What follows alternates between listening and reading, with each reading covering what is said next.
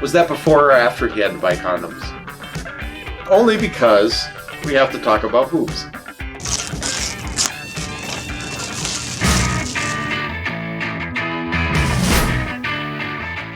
Yeah, so we watched a movie. I found this at the dollar store. Yeah, you did. All right, Freerunner, Run for Your Life. It's about hardcore parkour. Parkour. Hardcore parkour! Hardcore parkour! I'm right behind you, Andy! Come on! It's people running and jumping. So, somebody has set up a entertainment thing for parkour runners. A race. A race through city streets in Seattle. So they have this race going on. And there's a betting system. These are some of my racing friends. Click here, that's me. What is that there? That's how you place a bet. That's me, Gramps. That's what I do when I'm not working here. So, there's an underground parkour racing system set up by a man named Reese. Mm-hmm. Which through some excellent exposition, explains the whole setup to his girlfriend in a car ride like they've never met before. Okay, Dolores. I'm going to explain this to you one last time. The kid that brings in all three bandanas, any way he can, wins the money. There's like 8 runners. Yes. And they all have cute names like Kid Elvis, West, Dex, but now with an X. Cool, like you have a deck on that outside of your house. Which is probably the way you'd spell it, like if you're a turntable guy. Oh, maybe. Or he jumps on decks. Which would make more sense because He's our main man, Ryan, who's a janitor, mm-hmm. he knows how to get across a couple tables. He does. Some hardcore parkour. Rolls. Right across those tables. So we've explained the first half of the movie, which is that they do parkour. Literally, the first half and they race. Explains that they race. And some parkour. of it's kind of dirty, some of it's kind of cheating. They punch each other, kick each other in order to win the race. Then there was a really big setup that Ryan was going to do this big bet. Right? Was that before or after he had to buy condoms? Harry! Lucky condoms! Condoms? Which condoms? Lucky? Lucky condoms! Lucky condom? Lucky! Important story point. It's a very important scene when he in the movie. Our hero Ryan, and what happened when he tried to buy condoms? The scanner wouldn't work. And why would the scanner not work? I mean, it said, is when the system went down, it was a certain spinning circle logo.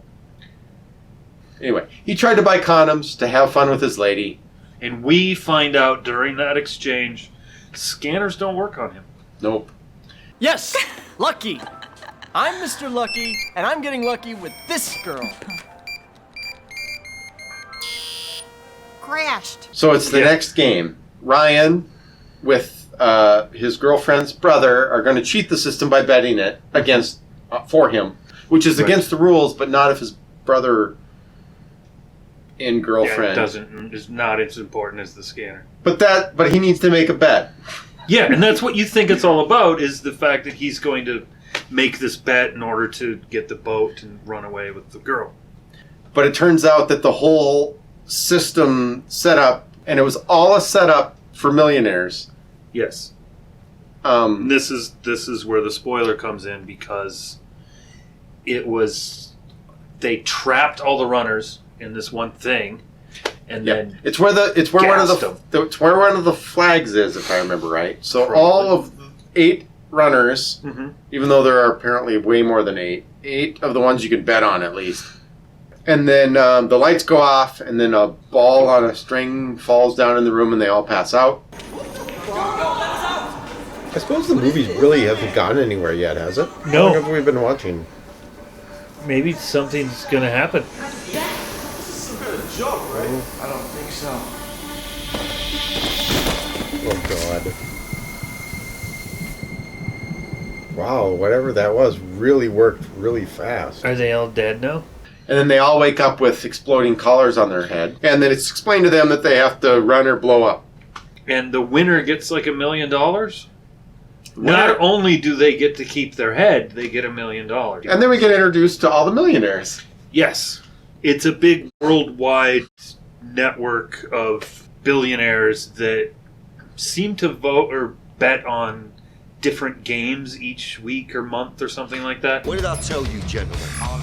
You may have been playing your little hunting games throughout the years, but my game's gonna blow you away. It's not a horrible setup. Actually, it's a decent story setup. It's like one of those setups where the billionaires eat the last species of some animal or something. Is that a weird connection there? And people pay $200,000 to eat these animals. Minimum. The more endangered a species, the higher the price tag. If there is 5 or less in the world, the entree goes up to $500,000. For the privilege of eating the very last of a species. I don't have any feelings for that, I guess. Okay. Good to know. That just sounds ridiculous. Yeah. Oh, man, that was like an exploding watermelon. Man, woo, that was something. Can Elvis bite the dust? That's what a Texan would say. I was dumbfounded the whole way through going, why would rich people waste their time with this? I feel what that else it's are they silly. going to do? They can do anything they want, so why not bet on people running and killing themselves? What I didn't understand is why they all had their Skype cameras pointed at their face and they communicated with all of each other. And then they complained throughout the movie about how if they got away, they'd all go to jail. You blow them up. Why blow them up? They'll turn us in, Chinaman. I'm Korean. Right, because they've all seen their faces and stuff. Why the hell would they have Which is seen their pointless. I saw a Skype camera with a guy's face and he had a cigar and But one of the guys we really liked was the British guy, and he's the one that had the couple of very good lines. You know what they say, old son. Talk is cheap, money buys whiskey. 8 million. You know what they say, old son? Old son! Like this actor, he did not have a lot, but he stole the show from the Old Millionaire Club. He was unbelievable. Unbelievable. Unfucking believable. Now it's time for these guys to parkour for their lives. They've got exploding necklaces on. Collars. Yeah, I think it's probably a better way to put it. Can we step back 1 second? Sure. Only because we have to talk about boobs. Hi, I'm Stacy, and welcome to the club's Deaf Game of the Year. Okay. So the storyline is introduced in this very cutty way, where they explain how they have to play this game. Time to race for your lives. Here's the game. You will have exactly 60 minutes to make it across to the railroad bridge, or kaboom! And each of the runners has the exploding collar, but they also have like iPhone on their wrist, which lets them see video. But they're all sitting in this room and they're getting the debriefing of what the game is and everything. And it's got a very pretty blonde girl that explaining. She's like the host, of the show, almost like a weather girl or something. Yeah, because she's got a big 3D map of the city behind her, and she's got witty lines, and she's interrupting later in the show to say what's going on or whatever. Freebo's collar short circuit. Goodbye, Freebo. We'll miss you. No. But it's as they're introducing the show, she just full on opens her shirt. Oh, and Freerunners.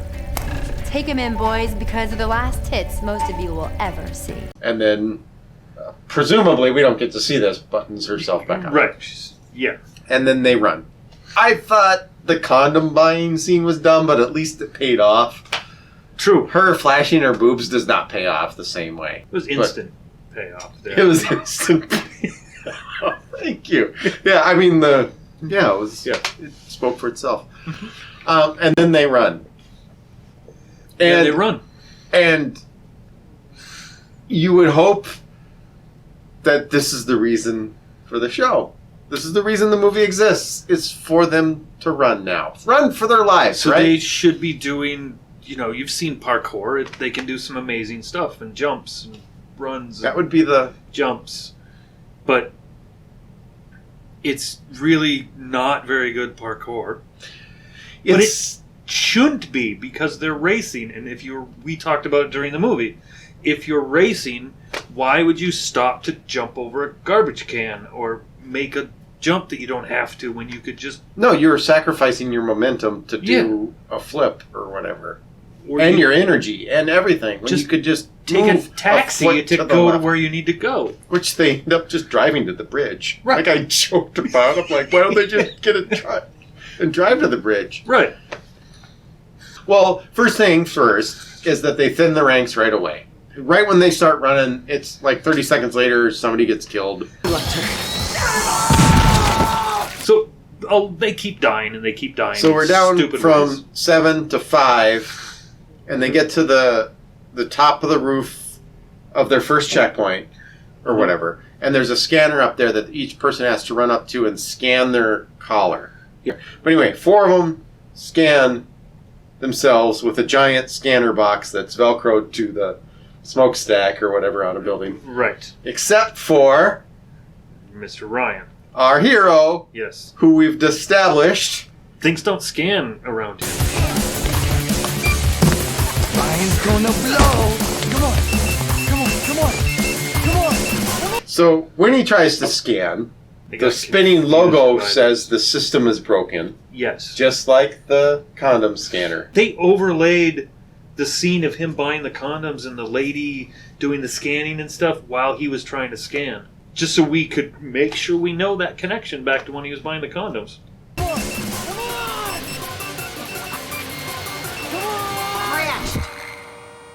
System failure. System. Yeah. Well, we completely missed when the cops caught them all. Oh my God! Guy, oh, let me guess, a criminal mastermind, right? And you got 30 minutes to deliver a secret formula or something. You're all right, get in there. Shut the door, let's get out of here. Uh-oh, an unexpected level. Wow, they cut all of them.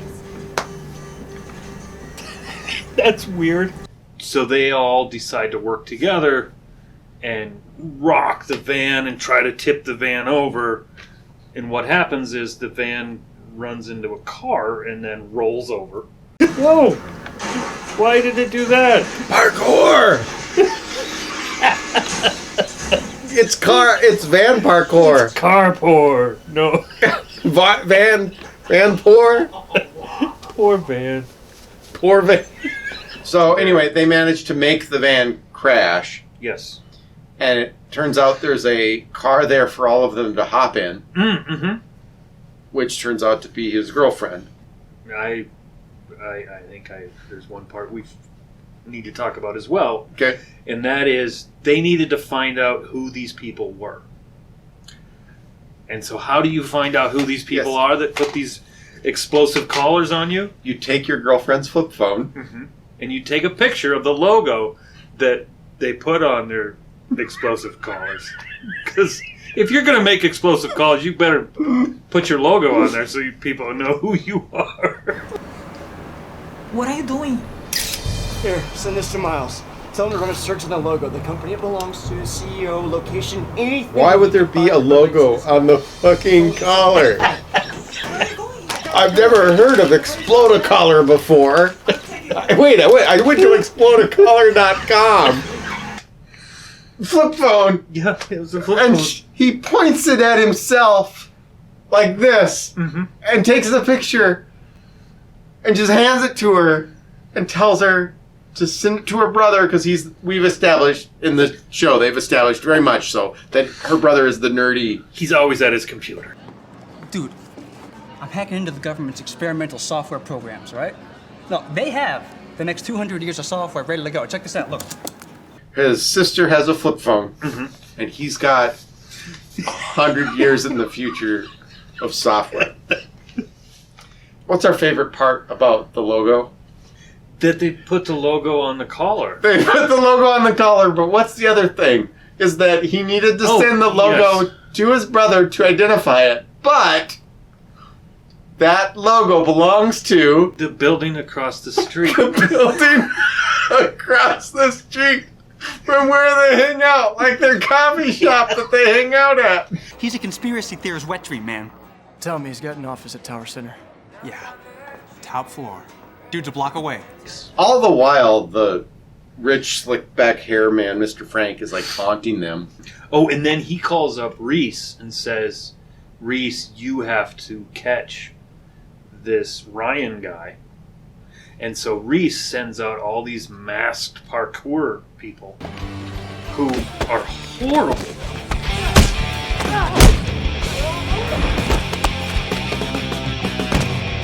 Yeah, they have masks. You had said something really funny about the masks.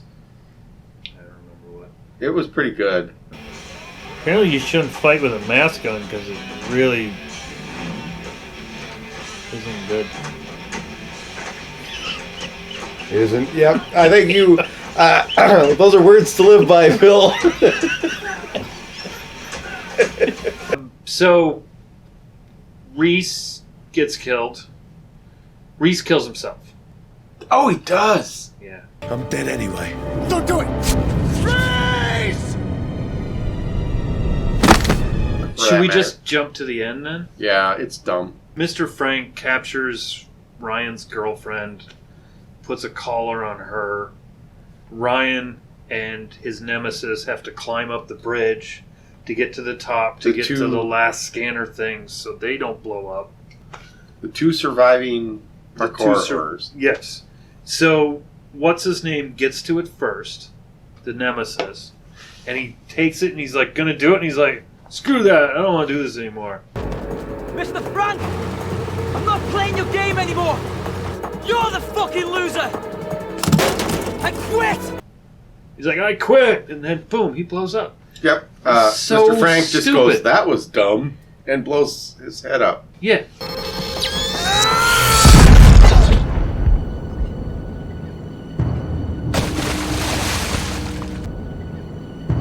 So luckily, it turns out they had to climb to the top of a bridge that was over a river that the yacht was driving underneath, right around the time when his collar was going to go off. Yeah, perfectly timed. Perfectly timed. So he gets to jump from the top of the bridge onto the yacht.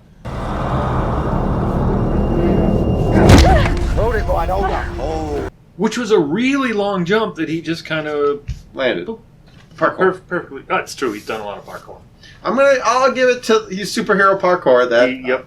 Yeah. It's not been established or shown in the movie at all. That no, but it's been mentioned. He lands on the boat. The girlfriend has the collar on now, and then they struggle with Mr. Frank, and somehow, I believe he lost control of his phone. And so what happens is what you think is going to happen. The collar gets put on Mr. Frank, and then he laughs it off. Blowed it up. Yes.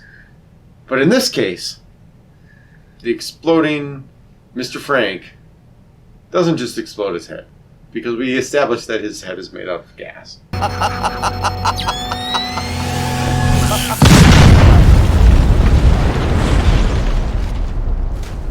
That looked real. Nobody else's head exploded like that. Yeah, but there's gas in boats. Attached to your head? So that's the movie. Would you consider it the ultimate death race? No. I would say like Death Race 3000 or whatever that movie is. But there's no hand grenades. Is that a grenade? A hand grenade. I was thoroughly unimpressed with the movie. I'm pretty sure I hated it. I've enjoyed talking about it more than watching it. Well, that's why we do this. Yes. If I was to say, should you watch this movie with your friends? You could put it on in the background. It's there. Yeah. Right. And talk about something else. Would be my recommendation. Yes. Put it on in the background and watch a better movie.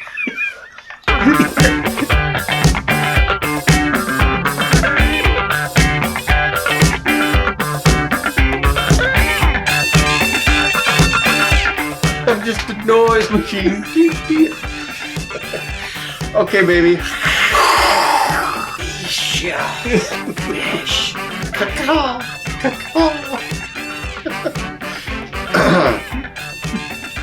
Alright, what were you saying? You